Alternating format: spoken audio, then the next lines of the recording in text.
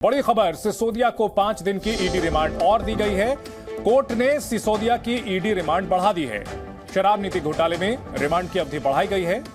ED की ओर से 7 दिन की रिमांड मांगी गई थी, लेकिन और 5 दिन की रिमांड मिली है और इस दौरान ईडी अन्य जो आरोपी हैं उनसे आमने सामने बिठाकर क्रॉस क्वेश्चनिंग करेगी।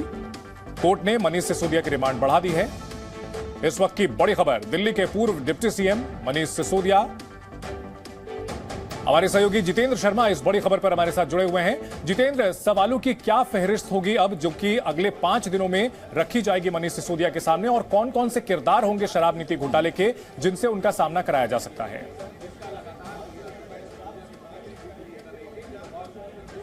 देखिए चंदन, ईडी ने साफ किया है कि अब तक कुछ लोगों से जो मनीष सिसोदिया का सामना कराया गया है उसमें जो सबसे अहम है सी अरविंद, जो कि उनके सेक्रेटरी थे जब इस पॉलिसी को फ्रेम किया जा रहा था। उसके अलावा आरवा गोपी कृष्णन, जो कि एक्साइज कमिश्नर थे।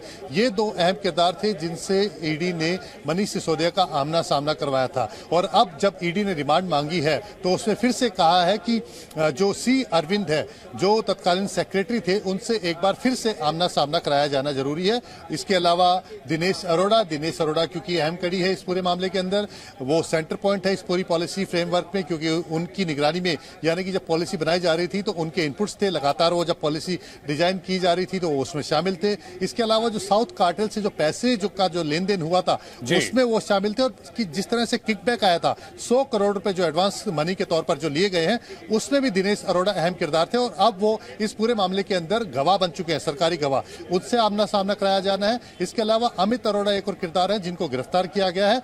अमित अरोड़ा से भी मनीष सिसोदिया का आमना सामना कराया जाना है। तो ये अहम किरदार है जिसके बारे में कहा है। इसके अलावा चंदन, मैं आपको यह भी बता दूं कि आज बुच्ची बाबू से पूछताछ कर रही थी ईडी।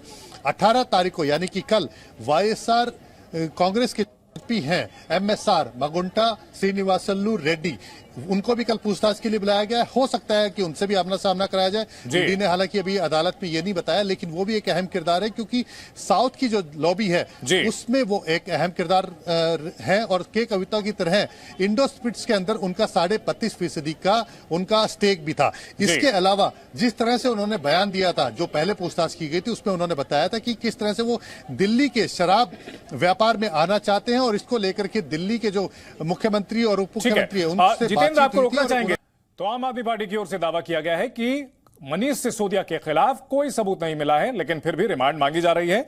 लेकिन इस बीच मनीष सिसोदिया की रिमांड अगले 5 दिन के लिए और बढ़ा दी गई है।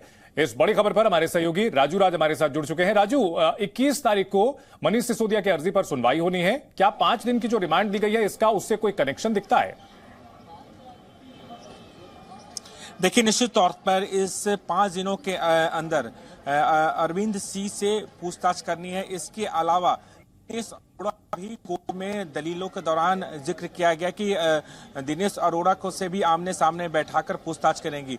जो डेटा रिट्रीट किया गया, काफी डेटा है जिसे रिट्रीट किया गया, उन तमाम डेटा को सामने रखकर मनीष सिसोदिया से पूछताछ की जाएगी। लेकिन मनीष सिसोदिया के लॉयर की तरफ से साफ तौर पर कहा गया कि ये तमाम जो दलीलें दी गई कोर्ट में, ये पहले भी सीबीआई दे चुकी है और प्रोसीड ऑफ क्राइम अब तक ईडी की तरफ से नहीं बताया गया है कि प्रोसीड ऑफ क्राइम क्या है। लेकिन एक चीज और भी काफी महत्वपूर्ण रहा कोर्ट में, बता दूं चंदन, की मनीष सिसोदिया ने भी आज कोर्ट में ये इस बात का जिक्र किया कि इनके पूछताछ के लिए ले गए थे, लेकिन इन्हें बैठा दिया जाता है और इस कमरे से उस कमरे शिफ्ट किया जाता है। लेकिन जो पूछताछ जो तरीका, तो डिफेंस की ओर से बार बार यह कहा जा रहा है कि और पूछताछ करने के लिए कुछ नहीं है, लेकिन ईडी की ओर से बार बार कहा जा रहा है कि अभी और पूछताछ बाकी है, कई और लोगों से क्रॉस क्वेश्चनिंग करानी है। बहुत शुक्रिया राजू इस पूरी जानकारी के लिए।